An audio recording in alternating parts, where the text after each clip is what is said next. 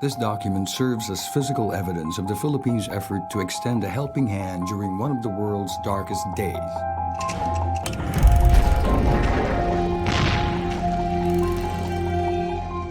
It contains 540 names of the estimated 1,300 Jewish refugees who lived in the Philippines during the Second World War. These names were those of refugees who were escaping the era of terrors cultivated by the Nazis, led by then Führer Adolf Hitler.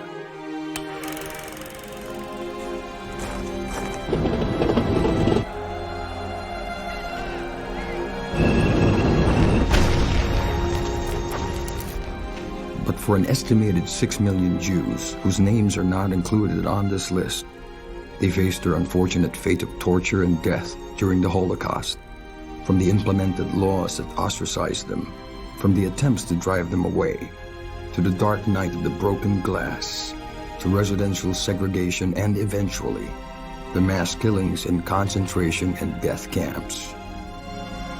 And I have no words for the fact that there is something in the human being that, given certain circumstances, just act inhumanely. I think I wouldn't even know where to begin to express my very thanks for the fact that I live. This is the story of the last few living survivors who found safety and refuge in Manila from the world's neglect for humanity. You have to know that I learned to weave this. Maganda ninyo. As I say, it's quite a story, and not enough of it has been told. It's called Having a Wonderful Time in the Philippines. This is my story. This is my story. This is my story, and this is our story.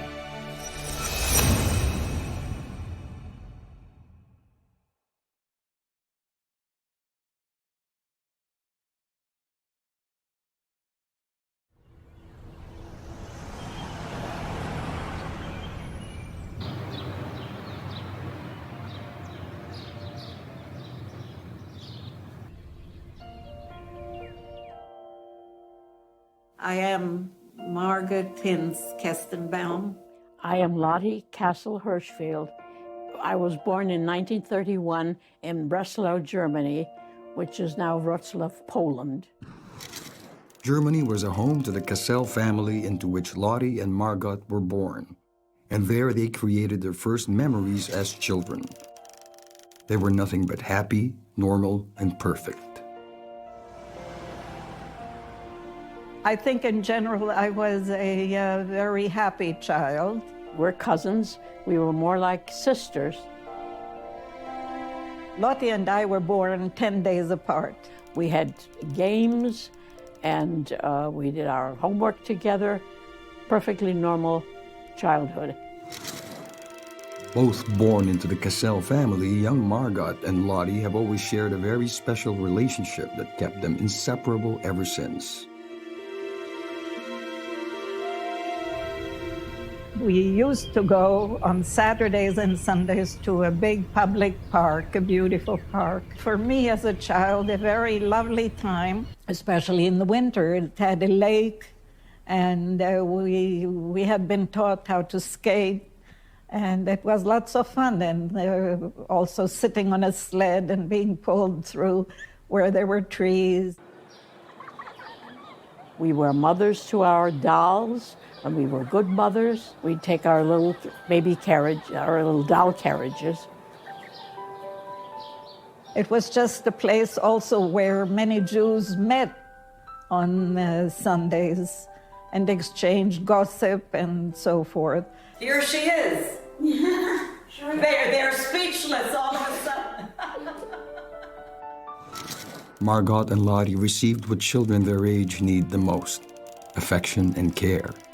And at a very young age, they found in each other a special friendship that not many people would find until they're grown-ups. Coming as well from a family practicing the Jewish faith, Margot and Lottie were brought up in a wonderful environment where people are treated with dignity and respect. But then suddenly, the world demonstrated otherwise. Suddenly, their joyous children was nearing what then seemed an end. And then one day, my mom took me to the park to sit on the bench. We again came to a sign that said, "In this park, no Jews, no dogs allowed." I think at that point I was 6 years old or so. And there was a sort of a display case, which was a Nazi case, and it portrayed Jews with big noses and Jews as thieves, and we could not understand that either. Well, it was very difficult. There were neighbors who would really not say hello to us, and there were Jewish neighbors who would suddenly disappear. The discussions that I, as a child, overheard always had to do with, where are you going? What are we going to do? Should we stay? Should we go? Gradually, Germany was becoming a place worse and worse for Jews. It did not take very long until Jewish families found themselves struggling to make ends meet, including the families of Margot and Lottie, which were in fact well off to begin with. And then my dad was released from his company that he had worked for at least 3 decades because of his Jewishness. There were a few savings.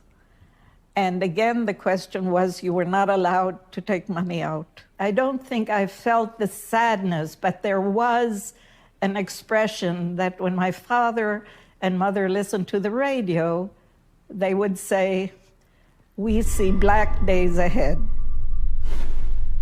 We see dark days ahead." And I didn't quite understand what that meant.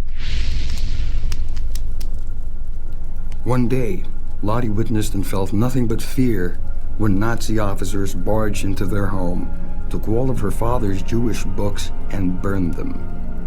Despite their innocence, they were aware they needed to leave, but they also knew it was not going to be easy. It was time to leave.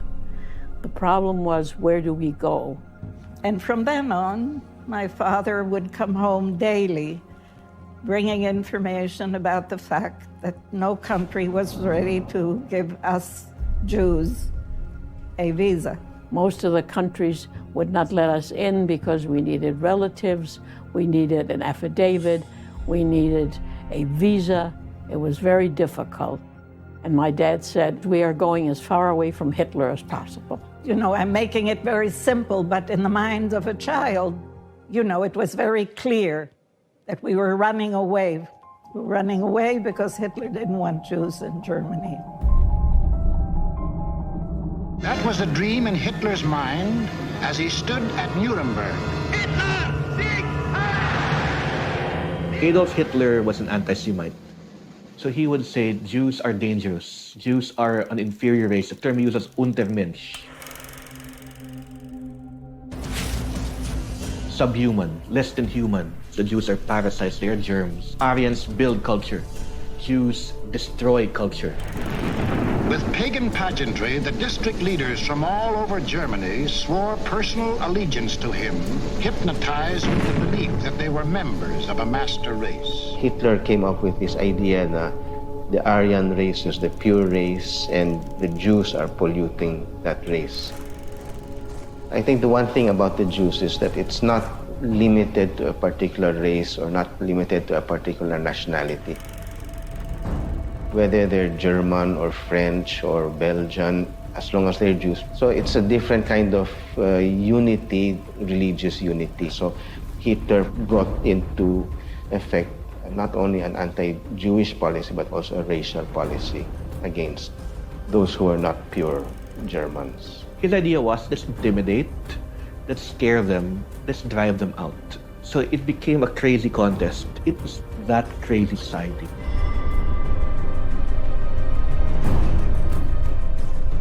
Hitler would tell his men, go to the department stores and put signs on the windows, Verrater, traitor, or in some windows, Verboten, forbidden.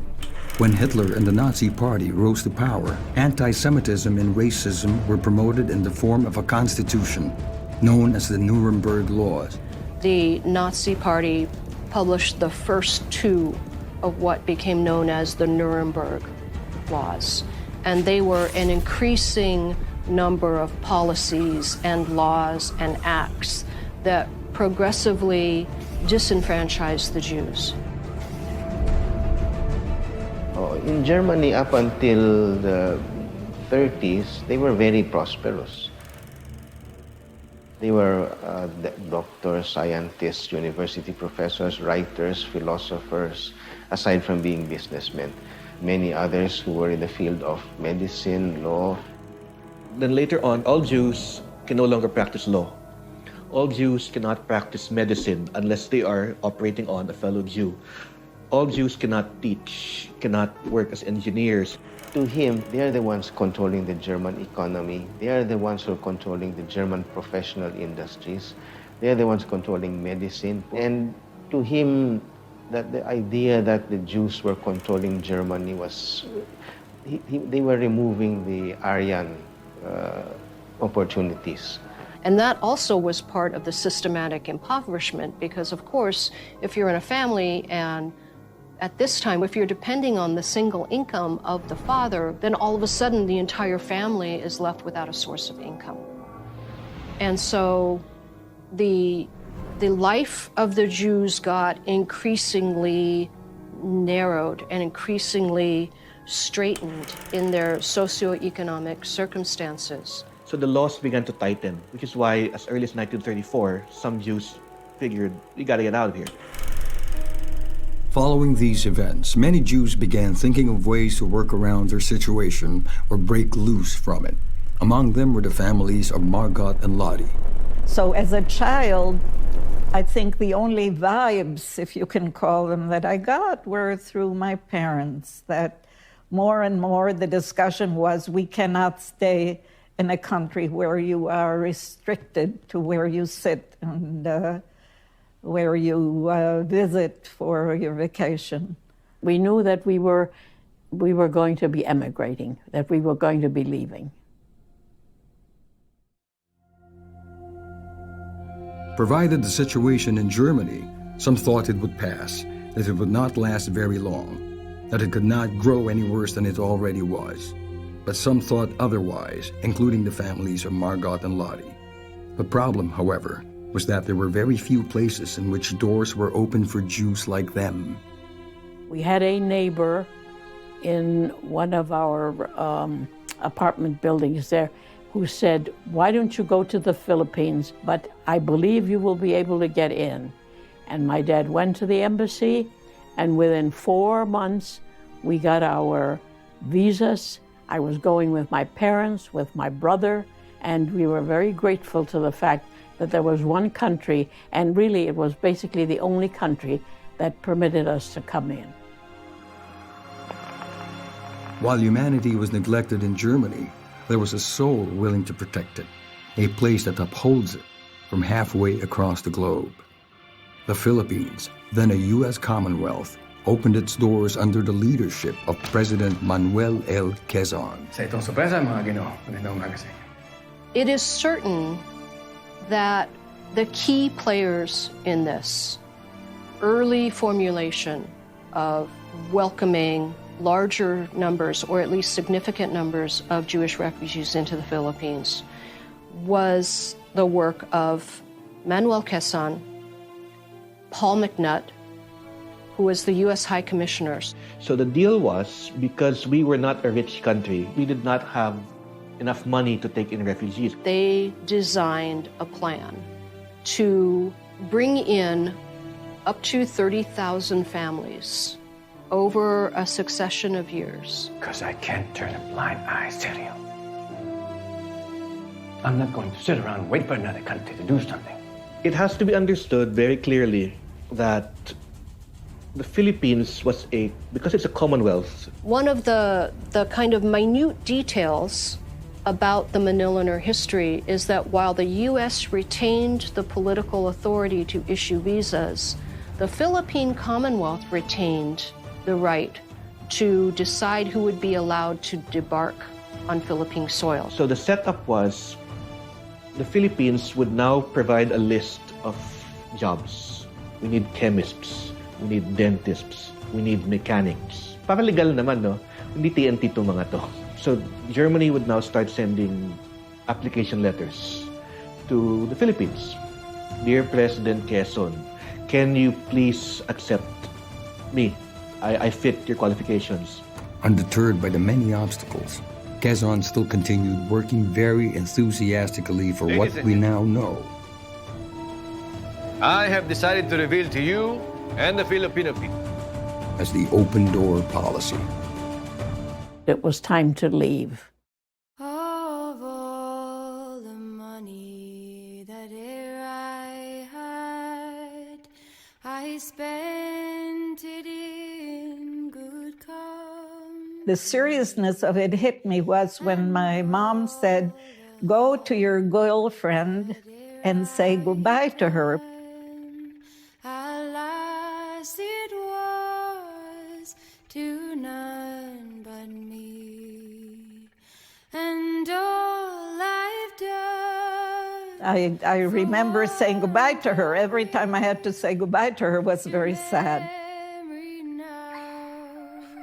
I can't recall, so fill to me the parting glass.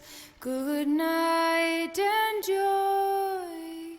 Many Jewish families at this time were left with only two choices: to suffer and wait or to escape. Lottie's family was lucky enough to be given the chance to take the second choice. But what will it be now for Margot, her family, and the rest of the many Jews left behind? May court a pretty girl, and perhaps the